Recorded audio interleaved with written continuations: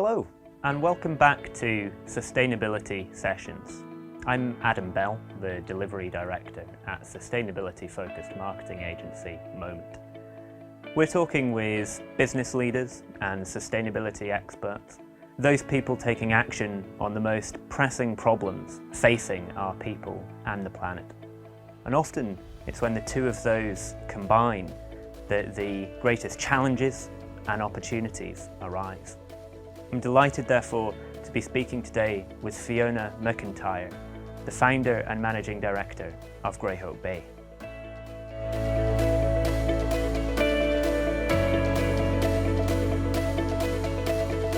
Hi Fiona, how you doing? Good, yes.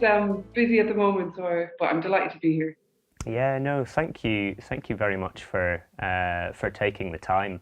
So I'd love just to start really with a little bit of background to you, if that's okay, and sort of what led you up to doing what you're doing now. Yeah, no, it's a big story, a long story maybe. So my background's in marine science, and I came to study here in Aberdeen 14 years ago, something like that. And I worked for 6 years in the marine lab, which is a research lab based in Torry. And I'd often be walking that headland, at lunchtime with colleagues and being amazed at the fact that you could see dolphins. We were seeing them most times, and then watching these massive boats navigate into the harbour, and it was just this really dynamic part of the city. But recognise that there was no way, or there was no facility or way in which we could kind of connect with that. I think as a city, generally, we sort of look away from our waterfronts. We're not very good at building, I suppose, a social connection. And I sort of recognized and just kind of started talking about, it could be great if we had, a center where people could come and see the dolphins, but then also we could start, sharing the marine world and the things that we know about the world. And I got excited by that as an idea.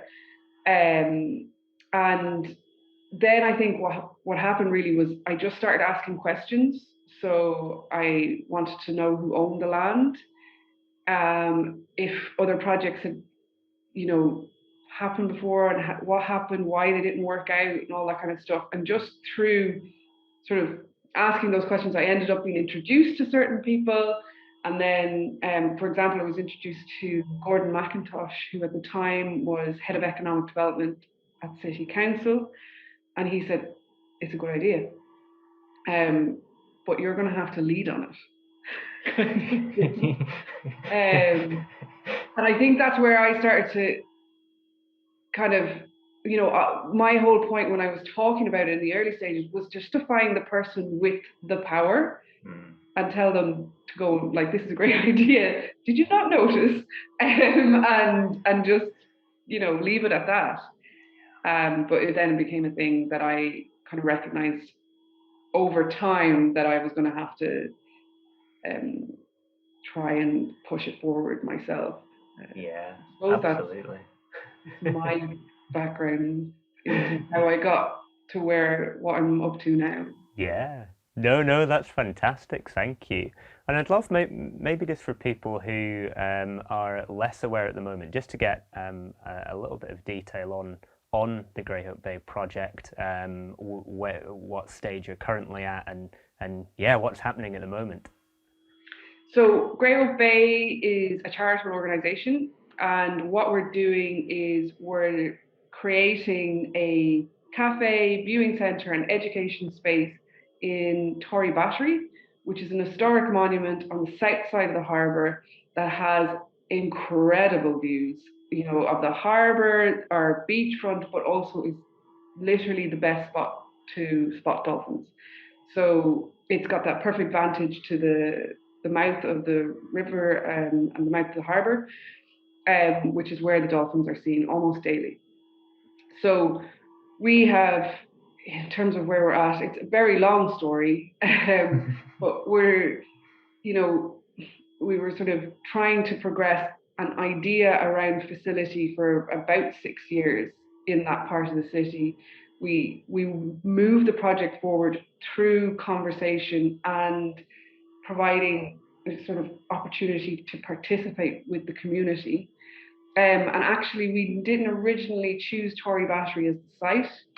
We're called Greyhope Bay because we'd originally sort of identified Greyhope Bay, which is just around the corner from the battery, as a site to develop. But yeah, it was really kind of coming through loud and clear from the community that this historic monument was in disrepair, needed facility, from basics like toilets, shelter, coffee. And that's where we're like, well, this is what we want to do. So this, we started to merge on that site. Roll forward a few years later, and real intense community-led fundraising, we're now at the stage where we're actually starting to build at Torry Battery. So we've come through, processes in terms of planning, working with Historic Environment Scotland, and then bringing funding together, and now we're hopefully in the last stages in terms of getting ready to open. Absolutely fantastic, and congratulations on getting this far. I think what's really wonderful about it is that it is multifaceted, like you described, in terms of its various purposes. So the next question, I suppose, the more that we've been going into sustainability, it's uncovering all the various facets of that topic, and I'd love to just explore what sustainability means to you and within the context of Greyhope Bay. So I think what it means is, first of all, being aware of there are other ways to do things, and that they can be quite simple solutions to making better choices for our environment. And I think what we're doing with the project and the way that we're building and operating is trying to demonstrate some of those simple choices and solutions that can be made. We do have the benefit I suppose it's a specific challenge that we have, which is that within an historic monument, we do not have access to power or water. Okay, so we have to come up with alternative solutions for power and water that were not reliant on diesel and trucking water to site. So it gave us the opportunity to really think about systems that we could use for that. So we are now working with a local energy company, JCE Energy, who are building a bespoke solar and power system. Now that is backed up by a generator, but that generator would only ever be used outside of coffee opening hours, and it would just be if we're not having enough sun, and it would be to top up the batteries. And then the idea is that we'd eventually try and introduce wind so that we're completely green on site. And then the other technologies that we're using, we're collecting rainwater, which is quite a common thing, but as well as harvesting that rainwater, we're using a technology to treat the water on site so that we have a circular system. We've got drinking standard water that we've collected and converted from rainwater on site. So we're using simple systems that we can demonstrate how we can make changes in the way that we build or operate and things like that. And all of that will be very visible, and it will be part of how we engage with our visitors to sort of describe how we work and how we operate. That's fantastic. And I think I think hearing about those systems is just fantastic, and the complexities of those as well. And perhaps just because I think it's such a big part of this project is that community as you've described it, and sort of, are there any particular perhaps lessons for people doing similar projects when it comes to things like community engagement? How does it work with the community in terms of driving this project forward? I think you have to create space for participation. So, and it has to be meaningful. And what we do, like the community are the powerhouse of our project. So we have space, weekly meetup space that everyone is open and free to take part in. And what we've learned through that is that actually by creating that space, we have a much more powerful project, a much more creative project, than if we had just decided we'll do a design, this is what it'll do, these are the events that will go on there, and we just kind of helicoptered it into a site. And I just don't think it would have the same authenticity, but also possibility in terms of its long-term viability. Because really it has to be responding to that community that you're based in, and then it can do all the things like be a tourist attraction, and the community are interested in that. That they have the same ultimately ambitions, but they also know their area very well. There's a lot of learning. We're now developing an online platform called Greyhope Stories, which is all about telling stories about Torry Battery and our marine environment, and they're the ones with the stories. So we wouldn't have that wealth of content or understanding of our own area without that space for participation. So I think, partly it was driven by we know that our community is where we will be able to bring in the funding, but also through that experience we've learned how it's exactly how this project should be run. Yeah, and I think that's such a fantastic experience to have had, and lesson to learn as well. I think one thing we often talk about, I think especially when it comes to marketing and things that we do, a lot of companies are looking at the environmental aspect, and I think certainly just within a marketing context, the risk is always more talk than action. So I think actually seeing actions and kind of the system design that you've described going into the project is fantastic. But I think that community engagement piece could be so much more widely applied. I wonder if across not just your current stakeholders, but maybe any previous experiences, if you think that there is more that companies even could do in terms of community engagement to amplify their sustainability efforts. I think what companies could do is, in a similar way, is not just contribute funding, but become part of that project, or get involved.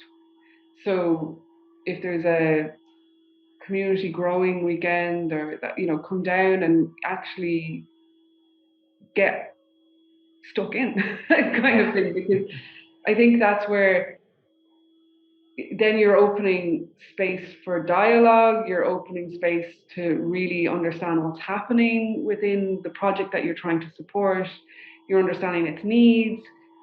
Maybe as a business, you're learning more what you can do to do more, kind of thing as well. So I think it's just taking that step and that time to get involved, and not just give funding or and that kind of thing. We've definitely found that that's kind of the model that we've tried to use with our corporate sponsors, that we encourage them to, be part of our weekly calls. So, it's not about one level of individual or organization. Everyone's kind of thrown into the same mix, so that there's that sort of cross community collaboration. So, we see our corporates as part of the community. And I think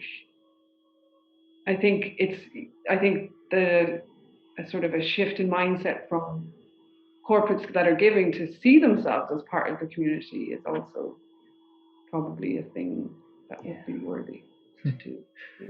Absolutely, and I think that's a really good point just to touch upon. I think you have what, to me anyway, is quite a unique model for that corporate engagement. I wonder if you could just explain slightly more how that works, again, for people who are maybe less familiar, but also where that concept came from to structure it in such a way.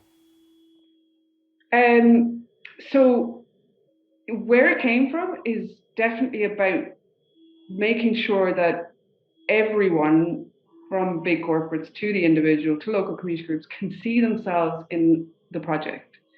So that was the driver behind the structure. And then it was about, well, how do you do that? And how, and I suppose we worked on sort of creating access points for those different levels. But it wasn't until we kind of really opened it up and said, you're all part of the same mix, that we started to learn that was something that was of interest to all levels, and that there was then something happening, that all we did was open space, and then collaboration happens. One person's hosting a bike ride, and then one of the big corporates are getting involved in it and we didn't necessarily even step into that conversation. We just held the space. So yeah, it's about being brave enough to hold the space and not separate your members or your community into your a small business and you're a big business, or you're a very local, that kind of putting people into categories. And we just kind of throw them all in together and see what happens, basically. Yeah, absolutely. And it's amazing to see how effective that has been. That's fantastic. And so really the last major question from me, and I think there's so much, there's so many great lessons from these various aspects you've described. But if you had one piece of advice for either someone starting a project or a company who is perhaps earlier in their sustainability journey, what would you say to them? Where should they start?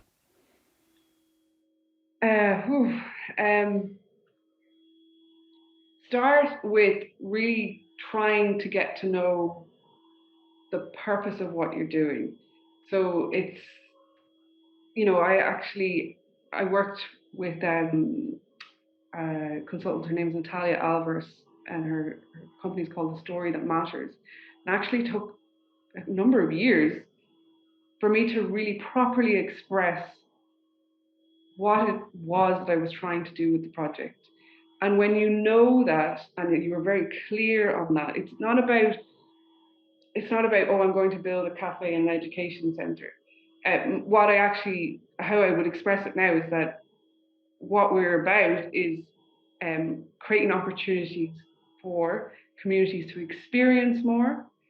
So that's our marine world, our dolphins, our environment, to imagine more. So that's to, how we can collectively achieve things as communities, but also how we can make changes in terms of how we operate. And then to invite, the whole purpose was to invite people to be part of that and to make a change. So that took a lot of time for me to actually fully connect with that story. And it came from within me, but it sometimes is very, very hard to express really what is the change you're trying to make.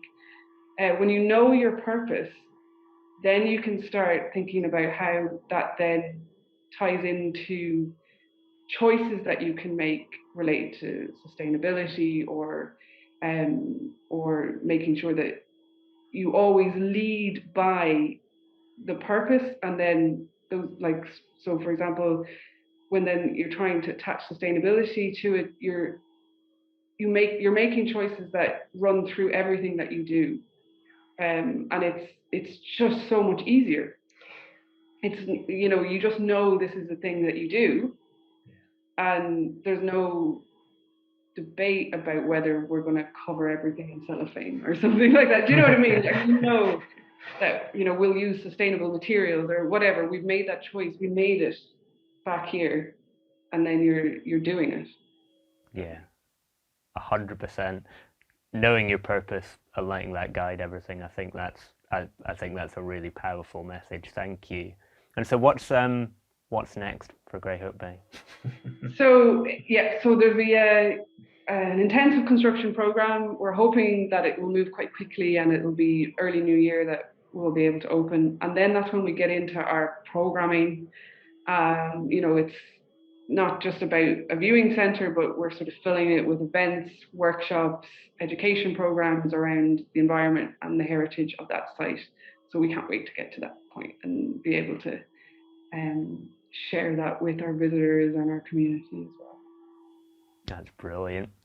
Very best of luck with the next steps, and thank you very much again for speaking to us today. Thank you. It's great. A big thanks again to Fiona. I think some wonderful lessons there about the power of collaboration and community in bringing sustainability projects to life. I hope you've been inspired to take some action today within your business, however small, to get started on your own sustainability journey. If you have liked this video, please do give us a like and comment on your own experiences below. And if you'd like to listen to more sustainability sessions as they become available, do subscribe to this channel. Thank you.